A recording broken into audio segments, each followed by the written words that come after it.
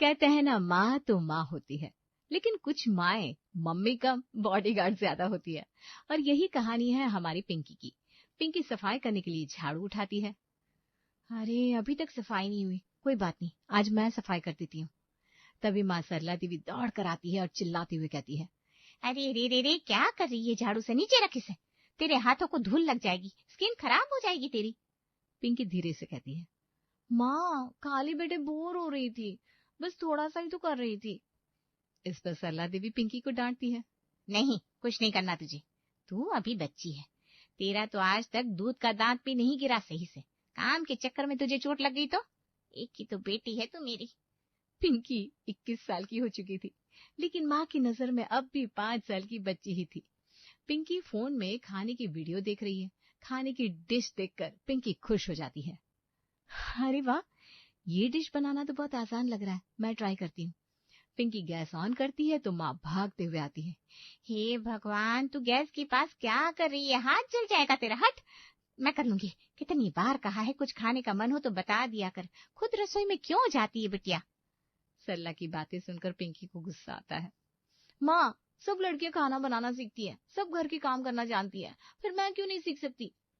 सीखती होंगी, पर मेरी बेटी औरों जैसी नहीं है। मेरी बेटी रानी है, रानी।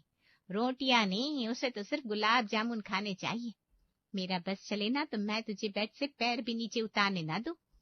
पिंकी अपने कमरे में चली जाती है और टीवी देखने लगती है। टीवी की आवाज सुनकर पड़ोस की रिंकी आंटी ताका झाकी शुरू कर देती है। रिंकी आंटी खुद में बड़बड़ाते हुए कहती है, अरे जब देखो इनके घर से हंसने की और टीवी की आवाज आती रहती है। ये सरला अपनी बेटी को घर के काम नहीं सिखाती क्या? वरना इतना टीवी देखने का टाइम भला किसके पास होता है? रिंकी आंटी घर में झांका ताकी कर रही थी कि तभी सरला देवी उन्हें देख लेती है। अरे रिंकी बहन, आप यहाँ क्या कर रही हैं? सरला देवी को देखकर रिंकी आंटी खिसिया जाती है। अरे सरला बहन, कुछ नहीं, बस यहाँ से निकल रही थी तो सोचा आप लोगों से मिलती चलूं।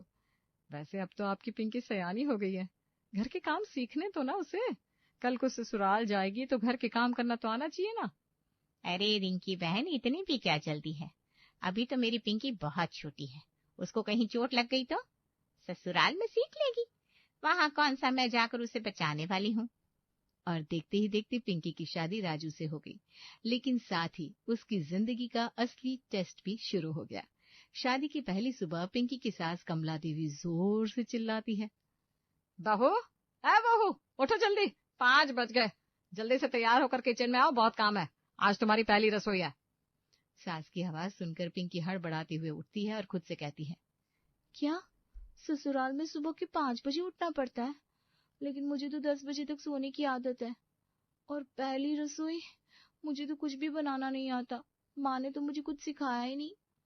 पिंकी तैयार होकर किचन में जाती है। बहू एक काम करो, सबसे पहले सबके लिए गर्मा गर्म चाय बना दो। पिंकी के चेहरे का तो रंग ही उड़ जाता है।